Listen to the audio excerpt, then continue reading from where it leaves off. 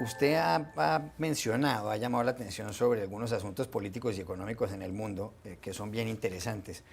Por ejemplo, ha estudiado mucho el fenómeno de lo que está pasando en Grecia, un país en donde gobierna Syriza, un partido de izquierdas. Alexis Tsipras es el primer ministro desde el pasado 26 de enero, y donde se requieren 840 millones de euros para salir de la crisis.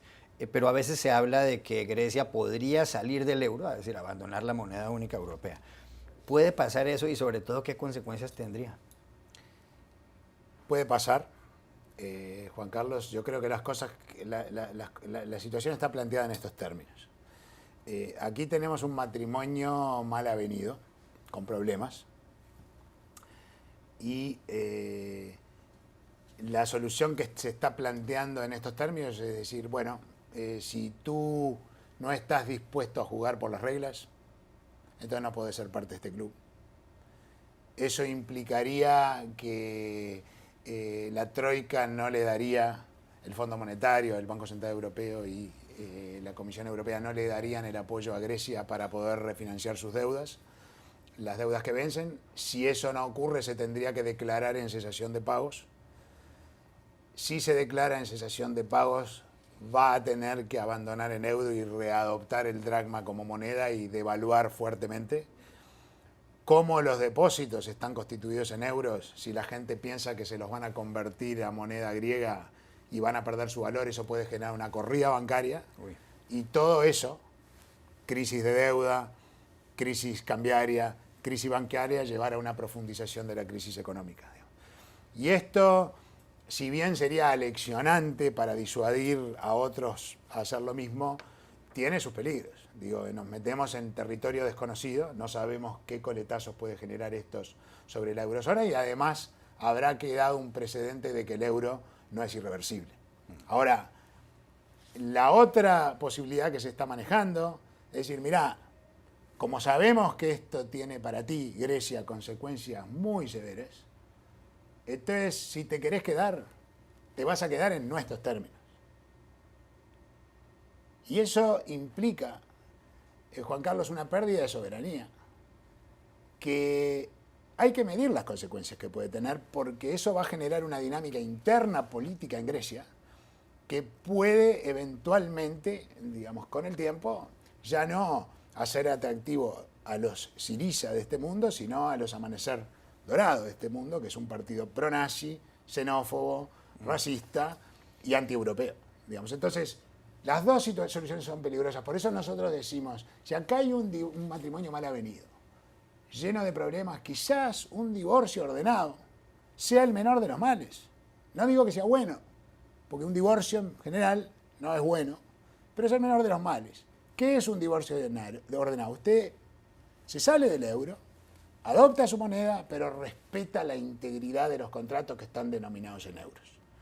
Como eso seguramente implicaría una carga onerosa para el Estado griego y para los deudores privados griegos, habría que hacer una nueva reestructura de la deuda. Esto es lo que yo llamo la solución a la uruguaya. Así resolvió Uruguay la crisis de su deuda. Argentina la resolvió de manera traumática, como sería la primera de sus opciones. O sea que en el esquema, en el tablero político económico que tenemos planteado, Juan Carlos, el divorcio ordenado es el menor de los males, en mi opinión. Ya que habla usted de América Latina, quiero hacerle una pregunta sobre la locomotora de la región, que es el Brasil, un país de 200 millones de habitantes. Pero ahí hay varios problemas. Hay inflación, la situación económica no es buena. Fuera de eso hay un escándalo de corrupción, el escándalo de Petrobras, la gran petrolera. Se habla ya y se ha comprobado, y hay gente en la cárcel, que hubo muchos sobornos en torno a unos contratos que fueron firmados. Están en prisión, por ejemplo, el tesorero del Partido de los Trabajadores, del partido de la presidenta Dilma Rousseff. Están imputados el presidente del Congreso también, y hay algunos exfuncionarios de Petrobras que están en la cárcel. Dilma Rousseff, la presidenta, que acaba de ser reelegida, lleva pocos meses de su segundo gobierno, tiene la popularidad en un 12%, y se estima que el crecimiento de la economía brasileña este año pues, va a ser de menos del 1%, según el Fondo Monetario Internacional. La pregunta aquí ¿es esto un cóctel explosivo o usted cree que hay luz al final del túnel en el Brasil? Creo que hay luz al final del túnel. Juan Carlos, porque todo lo que usted dice es así. Adversidad económica, escándalos de corrupción, un debilitamiento dramático del poder político de la Presidente. Entonces uno pensaría, por lógica, bueno, un país que necesita cirugía mayor, porque no es que Brasil no la precisa se quedó sin cirujano en el momento en que estamos entrando a sala. Esa es un poco la lógica habitual. Entonces, esto no puede terminar bien. Esa es la idea. Sin embargo, cuando uno lo mira con un poquito más de cuidado, Dilma Rousseff en su primer mandato tuvo un manejo muy personalista y ese manejo personalista le dio mucha cabida a la línea dura del Partido de los Trabajadores. Yo creo que el debilitamiento político de Dilma lo que ha generado, casi que de una manera espontánea, es un trabajo que podríamos definir más colegiado, más de equipo, en donde ahora aparece un núcleo de figuras como Joaquim Levy, el ministro de Finanzas, Alexandre Tombini, el presidente del Banco Central, Katia Abreu, la ministra de Agricultura, Manseiro, el ministro de Industria y Comercio, todos agentes pro inversión, pro mercado. El vicepresidente pasó a ser el nexo central para manejar las relaciones entre el Ejecutivo y el Parlamento, y el vicepresidente no es del Partido de los Trabajadores, es del partido que está coaligado con el Partido de los Trabajadores, el PMDB. Entonces yo creo que esta descentralización del poder finalmente va a crear un núcleo de apoyo a las políticas razonables que Dilma se propuso en su segundo mandato y va a ser un elemento que va a neutralizar, digamos, a la línea dura, o va a ser un elemento que va a poder compensar la línea dura del PT. Entonces quizás, digamos, esta nueva ingeniería política que va a resultar del debilitamiento de Dilma pueda terminar en un manejo de equipo que resulte positivo para Brasil. Raúl Juste, el corresponsal de Folia, decía el otro día en un panel que tuvimos en Brookings algo muy interesante. Vi a Joaquim Levy hablar, nunca hubiera imaginado que era un hombre con su propio discurso, que algo así podría haber ocurrido en el primer mandato de Dilma. En Argentina hay elecciones presidenciales a finales de octubre. En el poder está la presidenta Cristina Fernández de Kirchner. La economía argentina no marcha bien. ¿Qué consecuencias puede tener para el sistema económico argentino un cambio político en ese país? El cambio político yo creo que va a traer cambios económicos inmediatos y en la dirección del pragmatismo. Como siempre, Argentina se va a mover hacia el pragmatismo más por necesidad que por virtud, pero se va a mover hacia allí. Y la razón fundamental es esta, Juan Carlos. La verdad que el capitalismo de Estado y las políticas asistencialistas, es decir, la transferencia de recursos sin contrapartidas, solo son hijas de la abundancia, solo son viables cuando hay recursos. Cuando los recursos se acaban, que es el caso porque los precios de las materias primas se cayeron, digamos, entonces hay que hacer un viraje al pragmatismo. Y la única razón por la cual la presidenta Kirchner no lo hizo aún es porque a ella le queda muy poco tiempo. Entonces ella funciona con el poco tiempo que le queda con una lógica política, no con una lógica de racionalidad económica.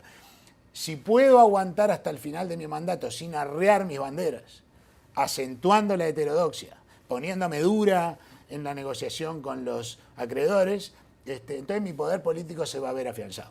Digamos, pero ese lujo que se puede dar la presidenta Kirchner porque le quedan pocos meses para terminar su mandato, no se lo va a poder dar el gobierno entrante. El gobierno entrante lo primero que va a tener que hacer es arreglar el problema con los acreedores, con los holdouts, como se les llama, para que Argentina pueda restablecer su acceso a los mercados internacionales de capital, terminar con el financiamiento inflacionario del déficit, unificar el mercado cambiario y eventualmente ir corrigiendo gradualmente los desequilibrios que tienen las cuentas públicas. No tengo dudas que eso es lo que va a pasar. Una última pregunta para una respuesta breve, tiene que ver con Chile. Hay un escándalo político en Chile en el sentido de que 24 horas después de que Michelle Bachelet ganara las elecciones presidenciales, un banco le concedió un préstamo a la nuera, Natalia Campañón, la nuera de la presidenta, casada con el señor Dávalos, hijo de Michelle Bachelet, por $10 millones para hacer un desarrollo urbanístico. Hay una investigación, la presidenta ha dicho que hay que tomar medidas, ha anunciado incluso un cambio a la constitución chilena. ¿Puede esto afectar o perjudicar la economía chilena? Por ejemplo, minar la confianza de los inversores en Chile. Podría, en la medida que el sistema político quedara comprometido, porque además tenemos otro escándalo de corrupción paralelo que afecta al partido de oposición. Pero aquí hay que mirar las cosas con perspectiva, digamos. Es decir, no es que de pronto descubrimos que Chile es un país corrupto y no lo sabíamos. Chile no es un país corrupto. Chile destapó una trama de corrupción. Los países que no son corruptos o disuaden o destapan la corrupción. Los países que son corruptos, sí, o donde la corrupción es rampante, la corrupción no se disuade o no se detecta, o si se detecta no tiene consecuencias. En Chile eso no es el caso.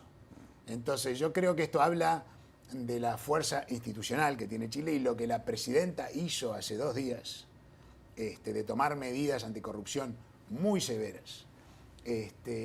Yo creo que es un ejercicio extraordinario de liderazgo, sí, que va a ir gradualmente devolviéndole la confianza de la gente, no en Michelle Bachelet, que es importante porque circunstancialmente es la presidenta, sí, en el sistema político, digamos. Y esto es lo que creo que va a ocurrir y por ende creo que las consecuencias económicas van a ser sumamente suaves porque Chile finalmente, Juan Carlos, es el país mejor manejado de América Latina.